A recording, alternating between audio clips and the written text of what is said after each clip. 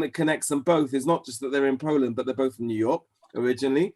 And we're going to hear a little bit from them. There's lots of questions that have been sent in throughout the day. I have here a number of sheets of questions that people have asked, and some of them are a little, pushing the boat out. But the one thing I will tell you about the both of them from my experience is they're not shy, okay, to answer these questions. And a lot of the questions that I'm sure are going to be asked, they have been asked before in forums which are a little bit more sensitive than we are at the present moment. So at the moment, we're going live around the world, people from Australia, from South Africa, from England, America, Israel, who are all watching. And again, I want to thank you, first of all, for being here. So Rabbi Schudrich, you grew up in New York. Your grandfather, if I'm not mistaken, was born in Poland. So it's like you've done the full circle. And all four of my grandparents were born in Poland. All four of them. Wow. And before that, one of the things that I actually slipped my memory, and I looked up today, was that you were a rabbi in Japan as well. Correct. How's your Japanese? Mama desu ne. Pretty good. Okay. And then you came back to Poland, and you've been the chief rabbi since 2004. And Jonathan, you set up the JCC, which is an incredible place as well. You spent time in Israel. Okay. Came back to Poland. And then continued on your work. But maybe what I'd like to do first and foremost is, because there are many people that are new to the world of Poland after the Holocaust. Remember, September 1939, the Germans invaded Poland. They decimated 3 million Jewish people and 3 million Poles that were killed during the Second World War. And many people thought that was the end of the Jewish community in Poland. At least people were sort of thought that was all over. Communism came in, and then we started to see these nitzutzim, these sprouts of the Jews once again coming out. And today there's a community. I would like you, maybe, if possible, I'm going to open this to both of you. We'll start with Rabbi Schudrich, to speak a little bit about the Jewish community. We don't need to speak about the stories of people coming out, but more what is the Jewish community today in Poland? And to Jonathan as well, to explain what Krakow JCC's role is in this too. Okay. So Jonathan, you let me go first? Please. Okay. So the most important thing, of the fact to know about the living Jewish community of Poland today is really what Tzvi already just had said. September 1st, 1939, World War II begins. At that point, there are 3.5 million Jews living in Poland, the heart, the soul of the Ashkenazi world. Only 5 years later, 90% of them no longer alive, having been murdered by Germans and accomplices. That statement is so horrific that most people don't think, well, how many survived? 10% of 3.5 million survived, which means there were about 350,000 Jews in Poland after World War II. In 1946, more Jews in Poland than in the United Kingdom today. Where are they? Where did they go? The vast majority of the 350,000 survivors left Poland in the 25 years after World War II. If you wanted to feel safe saying the statement, I am a Jew, it made good sense to leave post-Holocaust, Soviet-occupied, communist Poland. So most Jews left, but not all the Jews left. And those who stayed, most of them decided it wasn't worth being Jewish anymore. Stay Jewish, leave communist Poland. Stay in communist Poland, stop being Jewish. To the extent that you often didn't even tell your children or grandchildren. And this great big family secret stays a secret from 1939 to 1989, 50 years of hiding. 1989, communism falls. And at that point, there's real democracy in Poland. And the not so young survivors are now confronted with the question, do I feel safe today to tell my children, grandchildren, friends, colleagues, neighbors that I'm really Jewish? Since 1989, thousands of Poles, and perhaps it's some tens of thousands of Poles, have discovered they really have Jewish roots. That's the story of the Jewish community of Poland today. It's without giving statistics, without giving stories, but that's the overview. Okay. Now, if you want, I can give some statistics now. I think people would like to know how many Jews you believe are in Poland today. Okay. I could say without a doubt, the number of Jews in Poland today, nobody knows. Because yesterday, a young lady, actually today, I didn't meet her. We made up a Zoom meeting. That's the new way that the rabbi meets new Jews, is you get to Zoom them. And she told me a story about her discovering that her mother's mother was Jewish. And now she wants to be part of the community. And this story hasn't happened once in the last 30 years that I've been here, but it happens sometimes a few times a month. So all I could tell you, whatever the number is, as of yesterday, it's +1. Right. And so I realize that's a frustrating answer because people have the need for numbers. We really don't know. But Can you if I tell would us want maybe how much the membership of the Jewish community is then? Okay, so in the last census, is about 8,000 people declared themselves as Jews. However, we know that many people didn't declare themselves as Jews because it's none of anybody's business. If you want to compare that number 8,000 to, let's say, the level of membership in the United States outside of New York, Chicago, take even San Francisco, for example, what percentage of the Jews are a member of a Jewish community? I think then you could extrapolate out and say that that could work also for Poland. So I would say easily it's 5 times greater, 4 times greater. So I would say that, and then you have all the additional layer of communism and first Holocaust. So I would say conservatively, we can say 30 to 40,000 Poles who would qualify for Aliyah, and probably a much higher number that qualify for Aliyah. Okay, Jonathan. Now, you at least can tell us exactly the amount of members of the JCC, I presume. Okay, probably changes as well daily. By the way, I could also tell you the exact number of members of the Jewish community of Warsaw. That's not the point. Right. But where now people understand how a synagogue may fit in, where does the JCC fit into this story? Well, first of all, I agree with Rabbi Schudrich about the statistics. And I think that when we talk about it, and even the Jewish Agency has talked about this number of saying, if we look at it and we say how many people would be eligible for Aliyah from Poland, in other words, how many would have at least one Jewish grandparent, I think that number is probably possibly around 100,000 people. And the reason that we get to that number is that if you go start at 3.5 million, the conservative estimate of 1939, and you go and you think how many, and we understand certain statistics we do know, how many were murdered, how many left, natural causes, you work your way backwards from 3.5 million, there's no way to get today to a Poland with 8,000 Jews. The numbers don't add up. So the people are out there, and it's part of our jobs, a big part of our job is to go out and find them and certainly create an environment that they feel conducive to come out of the closet as Jews in, and also once they have made themselves or started to connect to the Jewish world, help provide them with services. So and this is what we're doing in Krakow and what Rabbi Schudrich is supervising being done all over the country.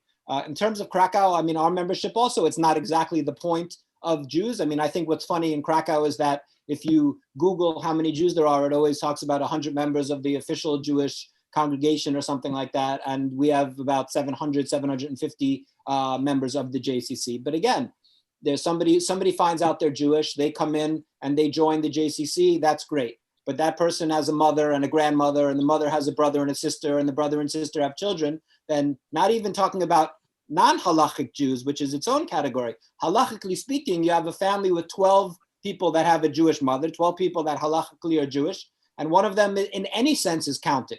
So the real question in Poland today is how many potential, we have almost, the tools that we use to count are not applicable today, are not good enough for what we're doing today in Poland. What is this category of people that they themselves, and Rabbi Schudrich has had this many times and I've had it as well, you have people that they're Jewish and they themselves haven't been told or found out that they're Jewish. What category are they in? They're not in any category really on a practical level at this point, which is the challenge. Okay, so if I may, Tzvi, and I'm saying, Jonathan, just the young lady I spoke with yesterday, 18 years old. Her mom is in her early 40s. Our grandmother is in her mid 60s, born after the war. Her grandmother doesn't really know that much about, heard something about something Jewish. So it's already 2-3 generations, and we're never going to be able to find everybody. We're never going to be able to fix all the broken stories that are in Poland. But that doesn't stop us from trying to bring one more person back to the Jewish people. Okay, so let me ask you both a question then. Today being Yom HaShoah, how many survivors do we feel that first of all, are the Polish Jewish community, I'm talking about generally, JCC, the community itself, how many survivors are we dealing with? And what's the status of survivors? Somebody's asked me, the statistic that came out in Israel yesterday, spoke about survivors who are under the poverty line, terrible situation. I want to know how survivors are being looked after within Warsaw and within Poland and within Krakow in general. If you can just mention a few words about that. Okay. Jonathan, I know that you've got something there as well in the JCC that deals with them. So, Jonathan, why don't you go first? I'll go second. Sure. So of course, as JCC in Krakow, we're focused on Krakow and the surrounding region. We have about 50 to 60 survivors that we are that are involved with us here. We are normally in a normal world. They're in our building 6 days a week till 8:30 at night, being with all different classes and lectures and workshops and physical rehabilitation and just about anything that they would need. Of course, during Corona, that's changed a lot, and we've had to move a lot into direct welfare. So we have 2 vehicles that we're picking people up and taking them for their Corona shots. After we set up the shots for them, we're going and picking up their medicine and picking up their groceries. They send us, we call them, they give us a shopping list, and we're doing that on the ground for anybody that needs it in Krakow, which essentially most of the time means survivors. So that in terms of Krakow, just Krakow itself, we're probably talking about 60 or so survivors. But of course, the number in Poland, Rabbi Schudrich can talk about, and we've, Okay, so I would say that the number in Warsaw is a couple of hundred, and a similar type of situation. We also have a senior center which is now closed. We opened for a few weeks at some point in the last year, but unfortunately needs to be closed, very frustratingly. We also have a kosher kitchen that serves lunch every day, which has now moved during Corona to takeaway, which means for the elderly, we actually deliver Wheels on Meals for 5 days a week. In addition, just a few months before Corona started, we had started the first kosher food pantry in Poland, in Warsaw. And so by, not irony, but by besheret, once Corona hit, we were already up and running. And instead of delivering food 3 times a year, as we were planning originally, we were able to start doing it once every other month, in addition to the daily meals. And this is actually doing this together with Yad Ezra from Detroit, Michigan. Thank you, Yad Ezra. And we're able, and now not only to help the elderly, but also to help those who aren't elderly, and especially now during Corona, people losing jobs. We've more than doubled the number of people that we're servicing.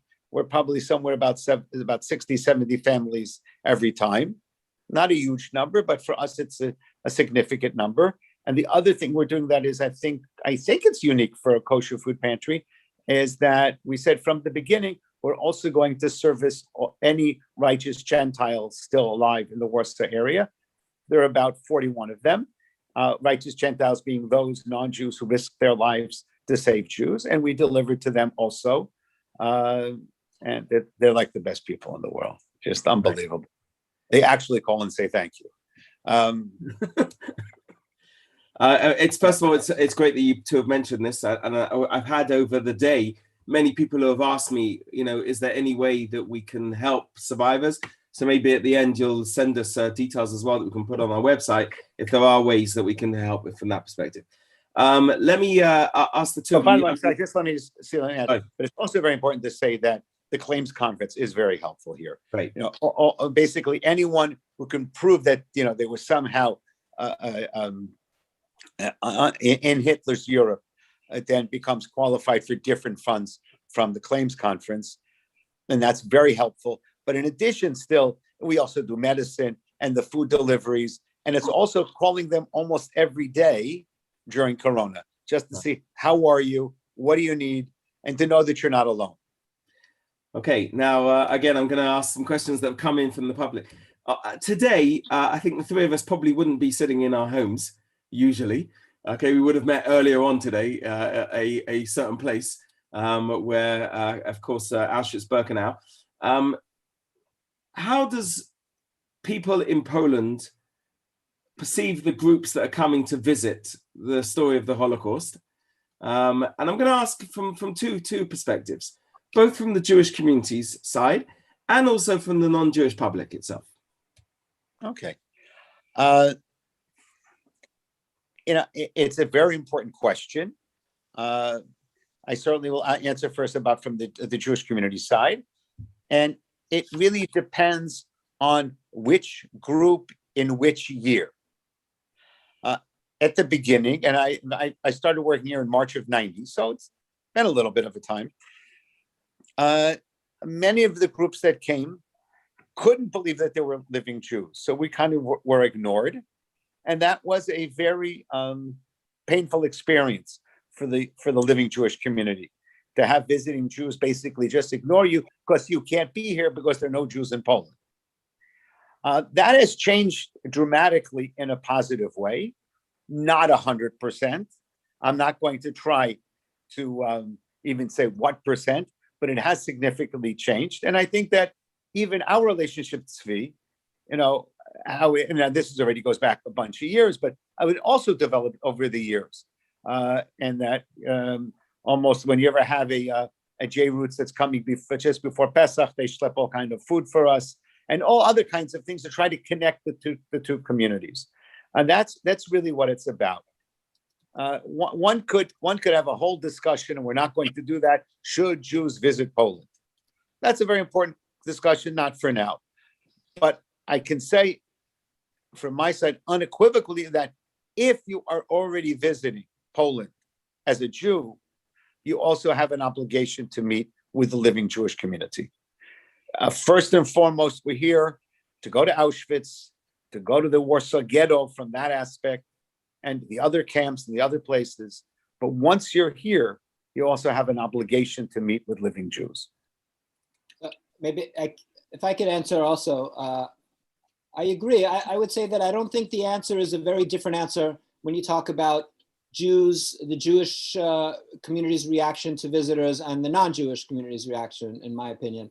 I think it's difficult. I mean, and I think I understand why. You know, Poland, forgetting about anything else, where you feel about what you think about Jews or any of it, the idea that people are coming to your country to visit, the fact that in the state of the nation of Poland today exists these camps where people were murdered in these horrible ways and people are coming to visit that's a difficult thing.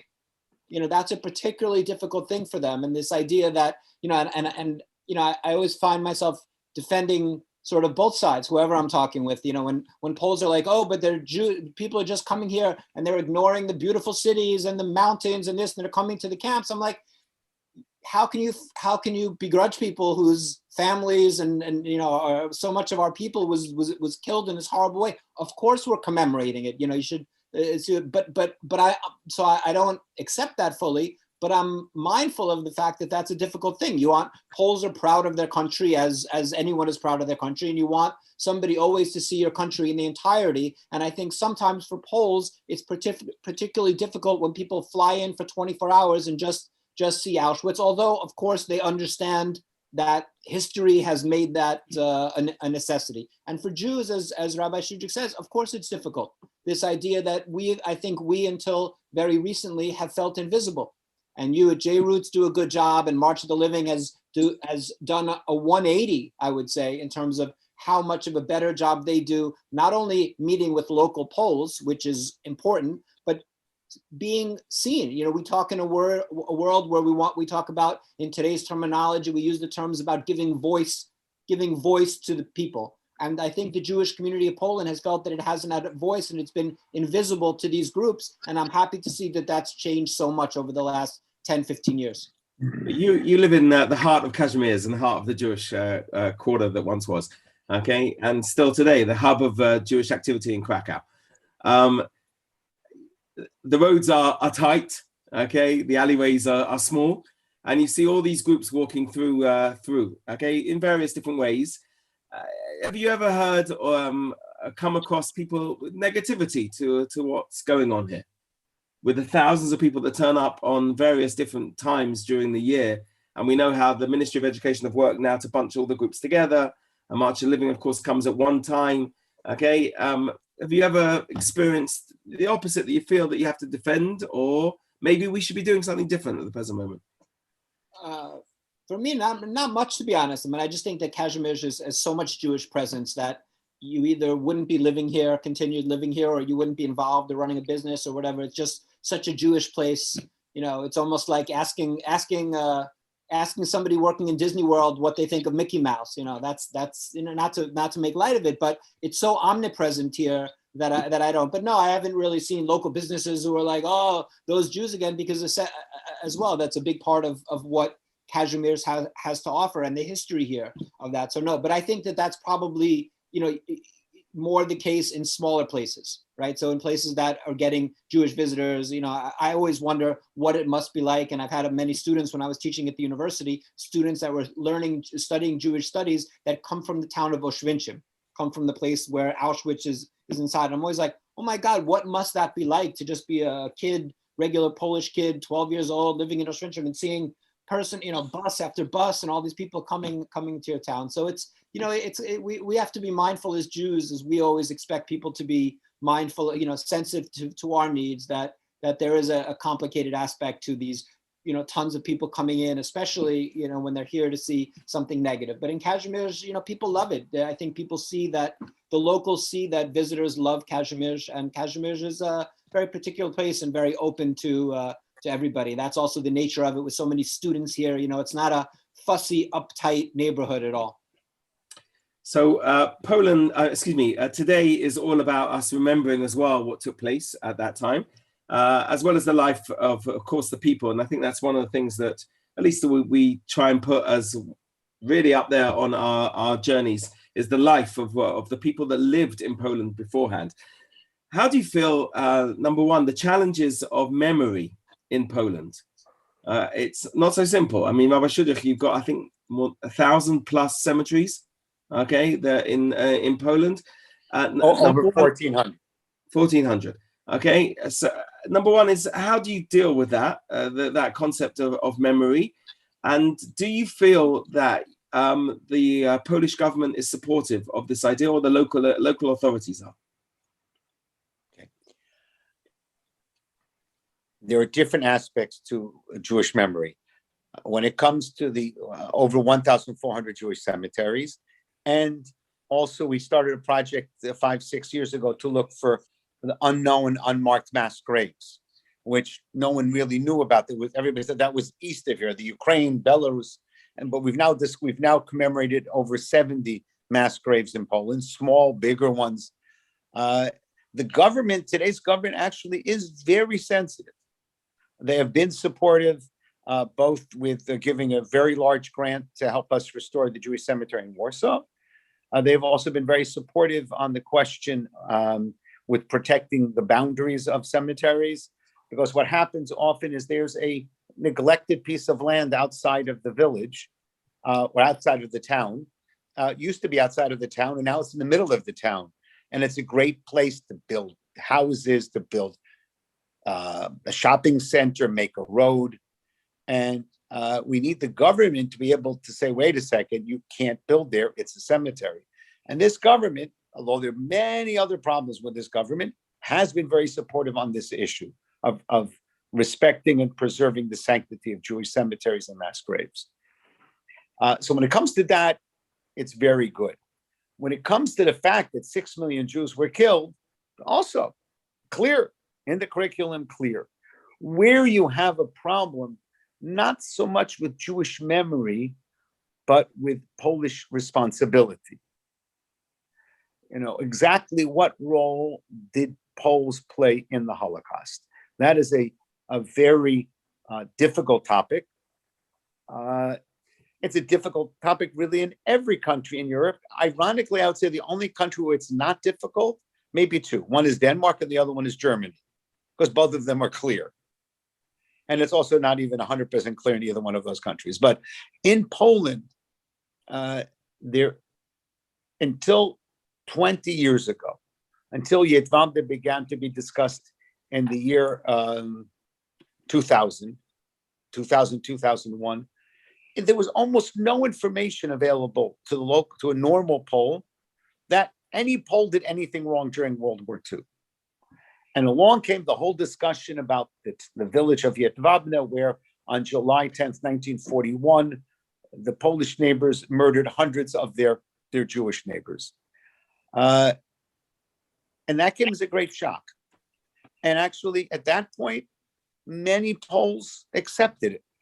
But what you're having now, almost 20 years later, is pushback, saying, wait, we don't have to talk about it, or it didn't really happen.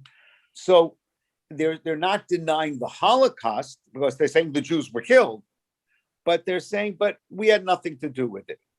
Now, it is true that there was no Polish government during World War II. Germany came in here, took over Poland, and did not have a puppet government like in Vichy, France, or in Norway, Quisling. But you did have individuals and even groups of people who did collaborate. And trying to find the balance, on the one hand, of the great heroes of the righteous Gentiles, and yet the reality, there were also those who were collaborators with the Germans, is a very sensitive subject, and one that the Jewish community is not quiet about. But there are elements in Polish society today that simply don't want to know about it.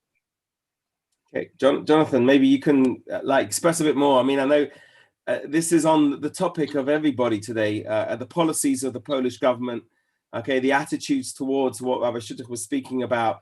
Has that led to an increase of anti-Semitism, a bad feeling? I mean, the concept of being an open society, that many people who are looking from the outside are seeing Poland as closing in on its on those types of ideas and being more open. The rest of the world hopefully is going towards. They're seeing the complete opposite taking place in Poland from the outside. Maybe you can give us your. Yeah, well, I mean, at first I agree. I think that Rabbi Schudrich explained very well the sort of overview of how these things look. It's very complicated because people see around the world, Jews see our situation in Poland, and then they automatically use words like anti-Semitism. And then we have to really unpack it. And I think very often when something happens that's bad for Jews, we use the term anti-Semitism. And I think that with this government, it's a lot more complicated because they, as Rabbi Schudrich said, they're very mindful of the fact that Jews were killed. They're mindful of memory in certain ways, but they're very eager to talk about, all they want to do is talk about the righteous that saved Jews. So the idea of Jewish life is not that it has no value to them. It has plenty of value to them, except they are very hesitant to talk about the facts, as Rabbi Schudrich said, of Poles that did terrible things to Jews as well during the war. And I think that to me it's a question of war. It's the word anti-Semitism doesn't exactly cover what that is. It's something to do with how Poles are in many ways unwilling, unable, more than that, to see themselves beyond what they've been taught to see themselves as, which are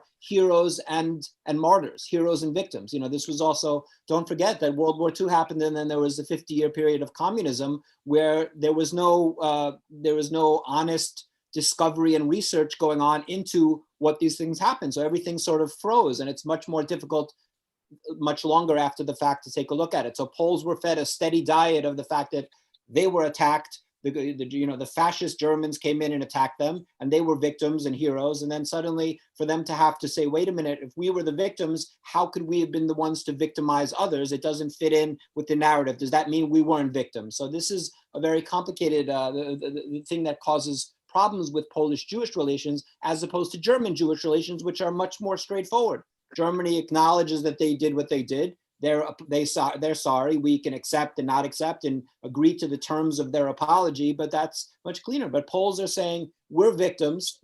Poles are saying to Jews, we acknowledge, or most Poles, or I would to be reasonable Poles are saying we acknowledge that you suffered more, but please also acknowledge our suffering. And sometimes we as Jews don't do a great job of that. So I think that's a little bit of the issue that gets in the way here. But certainly this government is doing a very bad job of allowing an environment to exist where the Holocaust can be viewed objectively, whatever that means in terms of research, but all sides of it. And they are absolutely dead set on not having any discussion about things that Poles may have done that are terrible toward Jews. In terms of the way that the government is going, it feels like the world has sort of been going in this way. I wouldn't say that Poland only. We look to our south, to Hungary, which is sort of what this government looks toward Hungary. I think the rest of us look toward Hungary as a cautionary tale of what democracy can become if it's abused in a dictatorial way. And Poland, this government has even said that, they look toward Hungary as a model of where they'd like to go. So this seems to be the world sort of goes in these, like a pendulum, and we seem to be in a more reactionary phase. My personal hope is that with the election of Biden in the United States, that the sort of cover given to these wannabe or sort of fascist leaning regimes, the cover of the United States who sort of supported that is gone, and the world can sort of continue on its path, which I hope to be more accepting and more open and more tolerant. Yeah, I would absolutely agree. I think that it's very sad to say, but if you look in the context, the growth of white supremacy, which by definition is also anti-Semitic in the United States, is terrifying. And even if you look to England, which I think England has pulled back a little bit now, but 2 years ago, I'm not sure I'm exactly got my timeline correct. You had both from the far right in England and the left, the far left, which at that point with Corbyn, it was not even the far left; it was the left.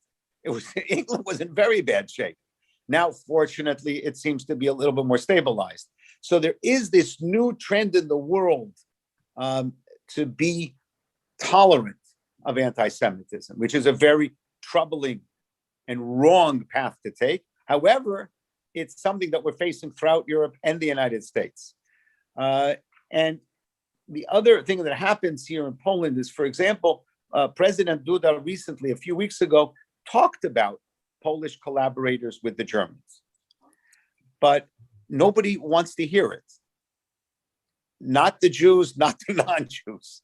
And so while it was a very important statement, it didn't have any big play. Right. About 10 days ago, I think, there was horribly swastikas drawn on a Holocaust memorial in the city of Częstochowa. The mayor of Częstochowa had it cleaned up within hours. And what happens is, in the Jewish media, all too often... It's very rare. I think it's important that people should understand. Within Poland, it's a very rare occurrence. Right. And the anti-Semitism that is growing that we hear is verbal. Now, we all know it starts with talk. But it's important that it is not, certainly has not crossed the line to physical violence against people. A couple of cases in the last 20 years, and not to belittle it, it's still serious, but it's verbal. And when it actually was physical, the mayor of Częstochowa went out and immediately cleaned it. And frustratingly, people wrote about the swastika, which is absolutely correct to do, but didn't write that the mayor reacted immediately. Also, about a week ago, a member of the kind of the local parliament, because you have the national parliament, you have like small regional parliaments, the same, someone from the ruling party said something very outrageous. He said that, why don't Jews buy land? Because you can't cheat the land. It was pure anti-Semitism. And within a few days, he apologized. Now, he should have never said it. he should have understood already not to say it. But he also understood after, and this was, by the way, internally. I didn't do it. And I don't think it was from the Jews. I think his own party said to him, are you out of your mind? We have a case now with the Catholic University of Lublin, which is a little bit more nuanced, where a professor 2 years ago said that blood libels were true, that Jews use blood for matzah. Horrible, ridiculous, outrageous, scandalous. And then the Council of Christian Jews, which is also important that it was that body that went to the university, went to the disciplinary commission, and the disciplinary commission didn't know what to do with it. It took them 2 years. In the end, they said, well, but we have to look in to see what the historical background. No, there is no historical background. A lie. And it's a murderous lie. And yesterday, the head of the university and his kind of the committee for the rector of the university came out with a statement, not quite good enough, but simply said, blood libel is a lie and cannot be used. So in other words, it's a process. And what's going to happen to the professor? Will he lose his job? I don't know yet. Let's see. Maybe he will. But it's too often we hear, as we must hear about the bad news, we don't hear about when the non-Jews are ready to fight back. Right. I think a lot of that, if I could just maybe just add, I think, and there's a reason, Poland, if you Jews around the world, if you say to a Jew, the average Jew living somewhere in the world, and you say to them, Estonia or Lithuania, most people, unless they have family from that place, they won't have an opinion about it. But almost every Jew in the world has an opinion, a preconception about Poland, and almost all of those, unfortunately, are negative. And not unfortunately, you understand why, because so much of that is seeing everything through the prism of the Holocaust. So, we understand why these things exist, but that's also why a big part, and what's complicated for Rabbi Schudrich and for someone like me as well, that both of us are, two of the people that are probably speaking to the outside Jewish world the most about what's happening here in Poland, is on one hand, we want to be clear and not sound like we're being apologists for what's happening what's happening here. But on the other side, we want to make sure to show that, wait a minute, a lot of these things are just, we're seeing that it's happening in other places, not only in Poland, but people are finding what they're looking for in Poland, which is always looking to see anti-Semitism. And I think it's worth saying, and that's something that Tzvi, better than anybody, that one of the safest places to walk around the world today as a Jew, as a visible Jew, you walk around with the kippah. If you feel safe anywhere, it's today in Poland, certainly in a place like Warsaw and a place like Krakow. And it's worth noting that. Absolutely. Somebody wrote to me earlier on today, and I'm going to, street minyanim were invented in Krakow. Okay, I know that we've been davening in the street for the last year of COVID, but they were actually invented in Krakow a couple of years ago with the Isaac Shul, which both of you were involved. I didn't think about that. Okay, actually, I thought about it this afternoon. Yes, very good, very good. Okay, so you invented it. Well done. Like okay, that, you brought it to the Jewish world. I'm going to use that forever, Tzvi. Okay, you brought it to the Jewish world. The question is, somebody asked me, are we our worst enemy? Okay, our own worst enemy. When we look at the Polish Jewish community today, can we call it a community? Or is each people doing whatever they want by themselves? Is there any umbrella uniting anything? Can there ever be one Jewish Krakow community, or does there not need to be? Okay. I don't mind. Okay. There is, listen, we're a living Jewish community, which means we don't all agree with each other. That's, the quintessential example is the tiny community where it's no longer, when we, in Kabul, Afghanistan, where there were two Jews, both living in the synagogue, they didn't speak to each other. And that's not a joke, that really happened. One of them since has passed away. But we do have here an umbrella group for all the Jewish communities.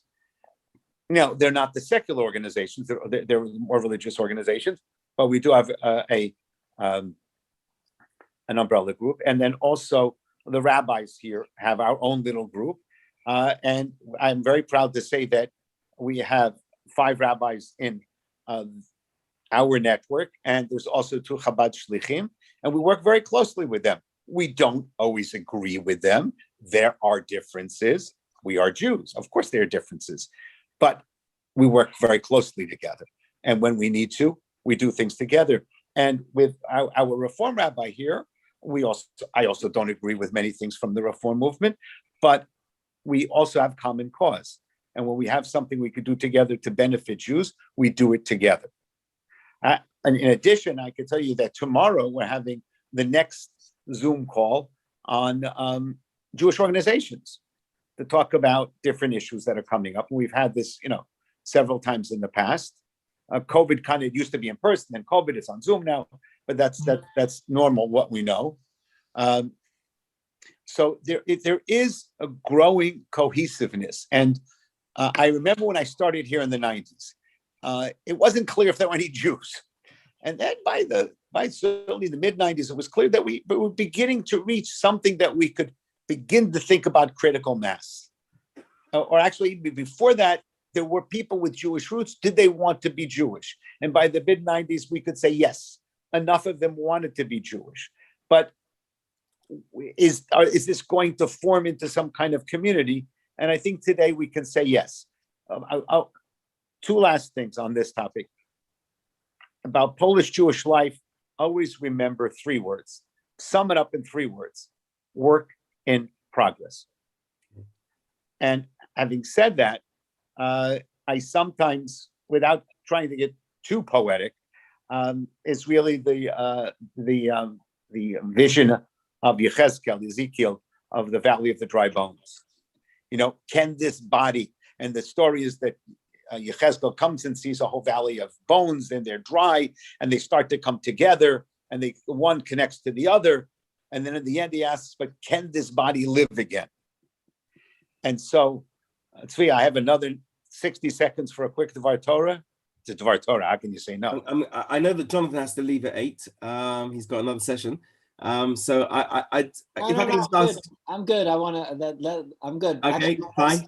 I have till 8. My next is at 8:30. Okay, so Rabbi. Make it good. Okay. Make it good, Rabbi Schudrich. Okay. So we have the famous paragraph of the famous experience when Amalek, the nation of Amalek, attacked the Jewish people right as soon as we left Egypt. And this is a great topic, being right after Pesach, right after Passover. And so the Torah states that the way that Amalek attacked was from Anechashalim acharecha, from those who were straggling behind. And it's interesting because the question is asked, what does it mean behind? Of course the stragglers were behind. You don't have stragglers in front. So why do you need the word that they were straggling behind, acharecha? And added to that, next question is that, but wait a second, all 12 tribes of Israel are traveling in the desert. They're surrounded by these wonderful ananei kavod, the pillars of honor of God. How could Amalek get through the clouds? And so the Midrash states that actually they didn't. That part of the tribe of Dan were idol worshippers, and they were thrown out from the protection. They were outside of the columns. And then we go back to the question now, and that's why they got attacked, because they were bad Jews and they were outside the column of the ananei kavod, of the pillars of honor. And then the question is, what is this word acharecha, after you? And it's attached, or said that if there's a word acharecha, after you, appears in another place when you're harvesting your field and you leave some of the crop behind. That crop that you didn't get stays there and is then to feed the poor. And it's called shichacha, the crops that were forgotten. So the word acharecha, behind you, has a certain flavor of the word forgotten. So there, what do we come out with? So the Jews of Dan were bad Jews. They were thrown out from the protection of the clouds. But why was Amalek able to attack them successfully? And then we won back, was because the rest of the Jews forgot them. The acharecha, after you, is they were forgotten. And then no matter how a Jew is, and I don't know what a good Jew means, what a bad Jew means. I don't like the term. But no matter how a Jew is, that Jew, he, she belongs to the Jewish people. And we have an obligation not to forget one Jew. After the Shoah, when we lost 1/3 of the Jewish community, well, it's 90% of Polish Jewry. We, the Jewish community today, the Jews today, have an obligation to make sure we bring each and every Jew back to the Jewish people. Jonathan, fractured Yes, community of Krakow. I was going to say, and I think that applies in twofold. When I listened to what Michael said, we have to find all these lost Jews, but Poland has been cut off from the main body of the Jewish world. And the Jewish world, this community, all the work that they're doing in Warsaw and we're doing in Krakow and other cities and places in Poland, all of the good work that we're doing here is also dependent on something else that's slightly beyond our control or less in our control, which is the Jewish world needs to once again accept Poland as a place of life. And as long as the Jewish world primarily sees Poland only as a place of the Holocaust, then it will be very, very difficult for this community to be viable and to succeed moving forward. And we have to, and of course not saying, forget about it, and oh, Poland, great, nice mountains and all of this, nothing, nothing else. But there has to be a balance, right? There has to be a balance. And we understand in Judaism that the most important thing, right? And of course, I'm not the one to make these statements here among the rest of the rabbinical crowd here. But if you think about, to me, I always think about this idea of pikuach nefesh, right? You're not only allowed to break certain laws or to save a life, you obligated, right? You can get in a car to take someone to a hospital on Shabbat, you must. But you're not allowed to do that to go to a funeral. And you're not allowed to do that to go to memory. In other words, memory is important for Jews, but in the hierarchy of Jewish values, life is higher. And we, the Jewish world, although it must always remember the Holocaust and make sure it never happens to us or anyone else again, the Jewish world needs to accept that Poland is once again a place of life, because life is at the top of the hierarchy of the pyramid of values. Yeah, let me finish off with one last question. For those people who don't know, I mean, again, you can correct me if I'm wrong here, but there's an exceptional amount of work that's taking place in Poland.